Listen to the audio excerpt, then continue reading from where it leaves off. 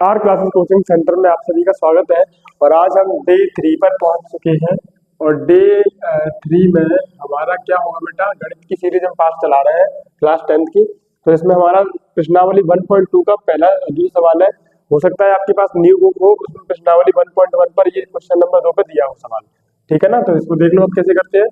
इसको गुणनखंड विधि से करना है। वैसे हम यूक्लिड विभाजन एल्गोरिथम के द्वारा भी इसे कर सकते हैं, लेकिन उसमें स्पेशल पूछा गया है कि अगर गुणनखंड विधि से करो तो उससे भी सीख लो, वो भी अच्छा रहता है, राइट ना। तो इसको पहले सवाल को हम देखा सॉल्व कैसे करेंगे।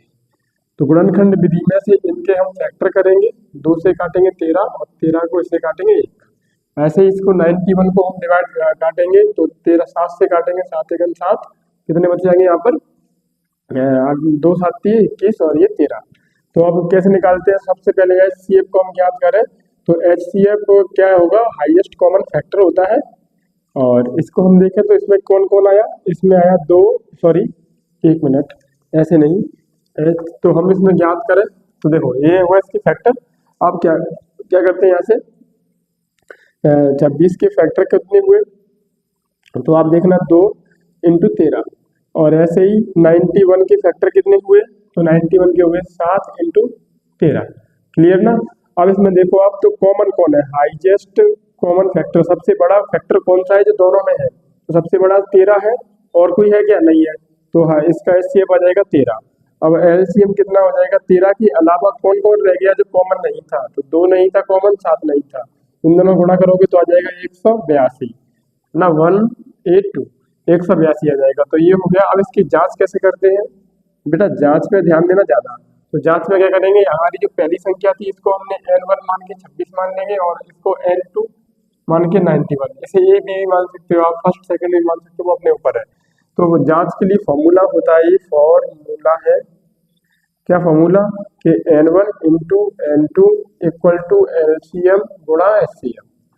अब इस संख्या में आप, अगर आपको पहली संख्या दिया तो दूसरी दी है यहाँ रख दो, LCM नहीं दिया तो छोड़ दो, HCF दिया है तो LCM निकल के आ जाएगा वहां से। ठीक है ना, इस तरह से बहुत सारे सवाल कर सकते हैं इससे हम, जो भी दिया है फॉर्मूले में वैल्यू भर दो, आंसर आ जाएगा।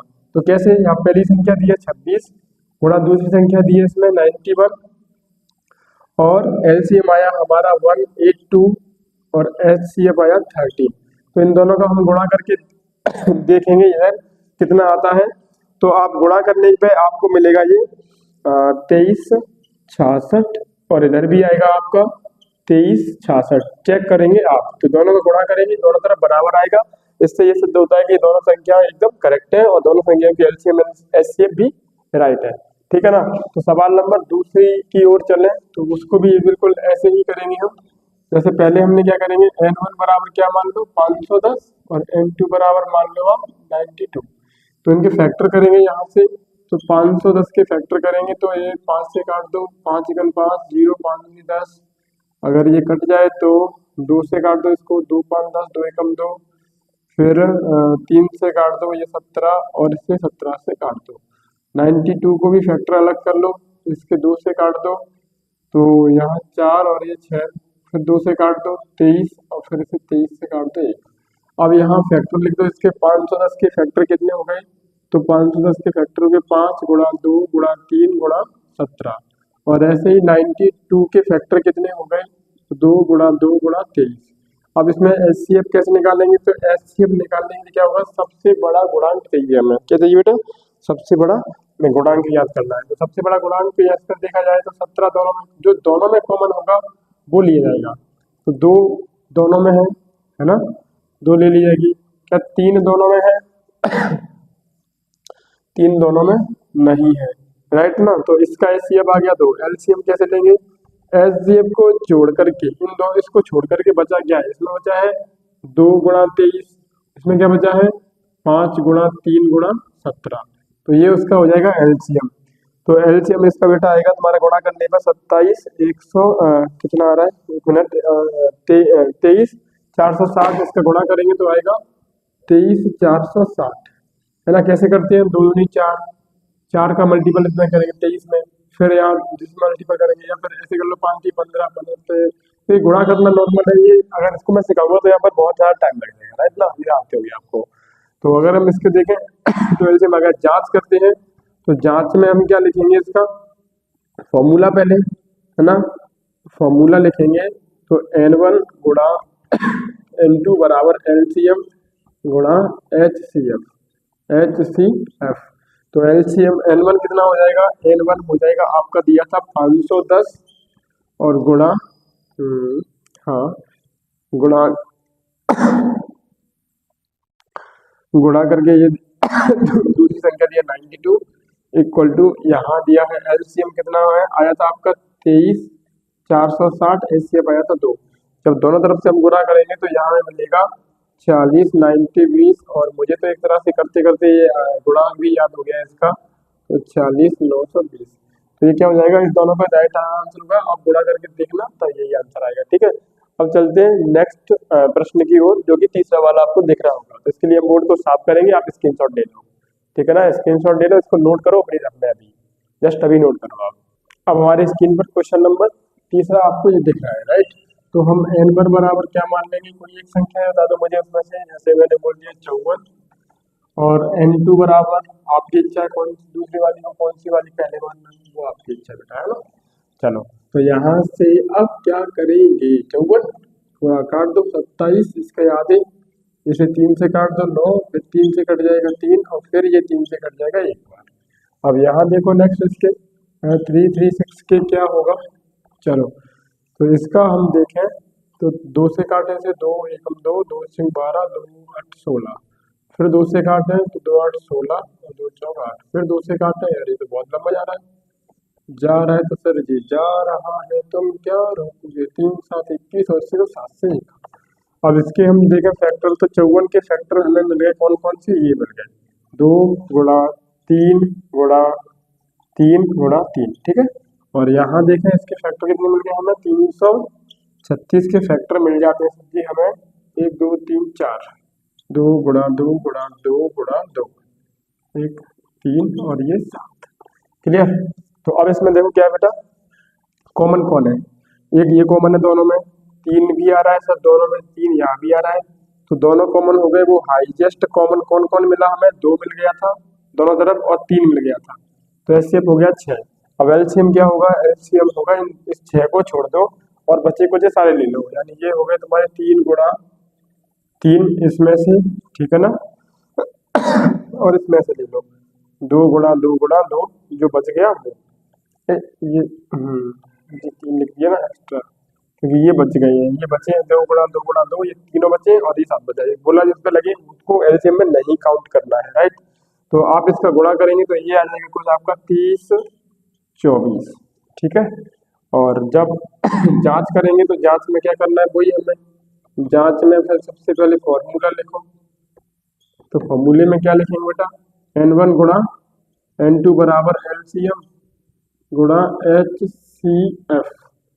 चलो तो n1 का मतलब पहली संख्या कितनी है हमारी 54 और दूसरी संख्या है 336 बराबर LCM कितना था 30 24 और HCF हमारा 6। जब इन दोनों की आप गुणा करके देखेंगे तो आपको मिलेगा 18,144, इधर भी मिलेगा 18,144। क्लियर ना। तो ये बहुत सिंपल थे, पहला क्वेश्चन जो क्वेश्चन नंबर 2 हो चुका है बेटा। अब आते हैं हम क्वेश्चन नंबर 3 पर, तब तक इसका स्क्रीनशॉट ले लो, उसको नोट कर लो, राइट। चलो तो ये रहा क्वेश्चन तीसरा आपकी स्क्रीन पर, ठीक है। तो अब इसमें अभाज्य गुणनखंड विधि द्वारा निम्नलिखित पूर्णांकों के एलसीएम तथा एचसीएफ ज्ञात कीजिए।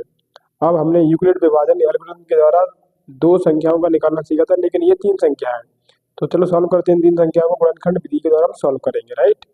तो देखो यहाँ सबसे पहले हम क्या करते हैं, वैसे 12 इसे हम तरीका कौन सा लेंगे, गुणनखंड विधि का तरीका लेंगे, एल्गोरिथम का तरीका नहीं लगाएंगे। तो फैक्टर करते हैं 12 के और 15, इन सब के हम अलग अलग फैक्टर कर लेते हैं इसमें से, और ये फैक्टर इसके हो जाएंगे नॉर्मल, कोई बच्चा प्राइमरी का भी कर देगा इनको, तो है ना।